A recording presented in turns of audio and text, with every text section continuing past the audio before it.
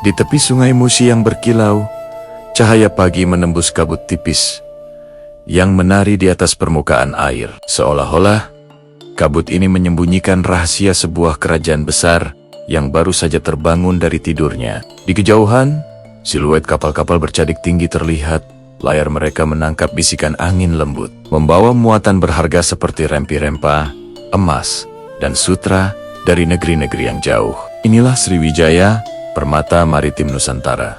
Sebuah kerajaan yang kejayaannya bergema hingga ke pesisir Tiongkok dan India. Bayangkan Dapunta Hyang Srijayanasa, sang pendiri, menatap sungai dengan tatapan tajam seorang raja. Pandangannya tidak hanya tertuju pada tanah, tetapi pada lautan luas dan jalur perdagangan yang harus ia kuasai. Setiap kapal yang melintas adalah denyut nadi kerajaannya, dan setiap pedagang yang berlabuh adalah saksi hidup dari kemakmuran yang mengalir deras, laksana air sungai Musi yang tak pernah berhenti. Kejayaan Sriwijaya tak hanya terletak pada kekayaannya. Di istana, taman-taman suci yang dibangun raja memancarkan kedamaian dan ketenangan. Pohon-pohon rindang melambai lembut di tiup angin, dan suara gemericik air di kolom-kolom mengingatkan setiap pengunjung akan pentingnya kebijaksanaan. Sriwijaya adalah magnet bagi para biksu dari berbagai penjuru dunia. Mereka datang membawa kitab-kitab suci dan ajaran Buddha, menjadikan kerajaan ini bukan hanya pusat perdagangan, tetapi juga pusat ilmu pengetahuan dan spiritualitas terkemuka di Asia Tenggara. Di tengah suasana damai ini, anak-anak raja tekun belajar membaca prasasti yang diukir dengan huruf Pallawa. Sementara para perwira sibuk menyiapkan armada tangguh untuk menjaga jalur laut yang menjadi urat nadi kehidupan kerajaan. Hari demi hari kekayaan terus mengalir masuk. Tetapi bersamaan dengan itu, intrik politik pun mulai tumbuh.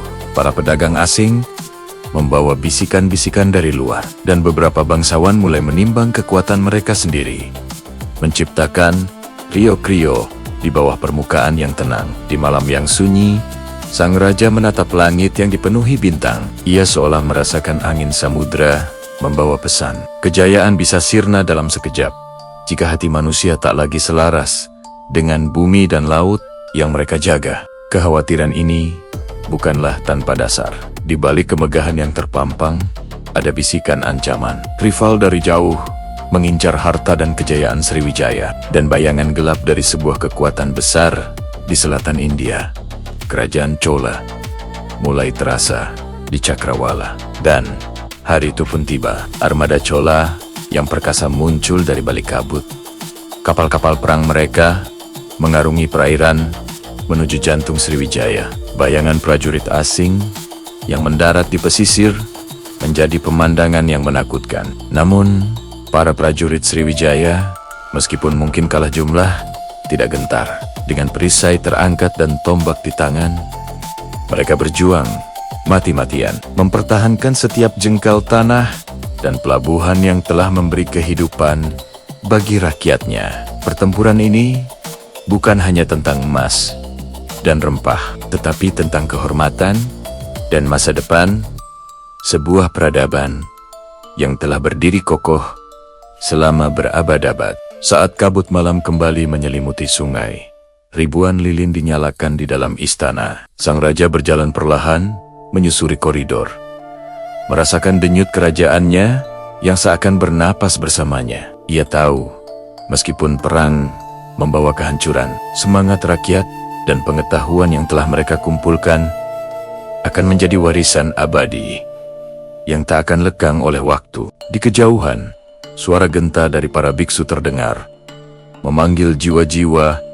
yang haus akan kedamaian dan kebijaksanaan. Sebuah pengingat bahwa kemakmuran sejati bukanlah tentang harta, melainkan tentang harmoni antara manusia, laut, dan langit. Hari-hari berlalu, dan meskipun menghadapi berbagai tantangan, Sriwijaya tetap menjadi mercusuar bagi para pelaut dan pedagang yang melintasi samudera. Setiap kapal yang kembali membawa berita tentang dunia luar, setiap langkah di pelabuhan menceritakan kisah keberanian dan strategi, dan setiap prasasti yang diukir mengabadikan nama-nama pahlawan yang telah membangun kejayaan itu. Meskipun pada akhirnya, Sriwijaya harus menghadapi gelombang perubahan dan serangan dari bangsa lain yang membuatnya runtuh. Semangatnya tidak pernah benar-benar padam.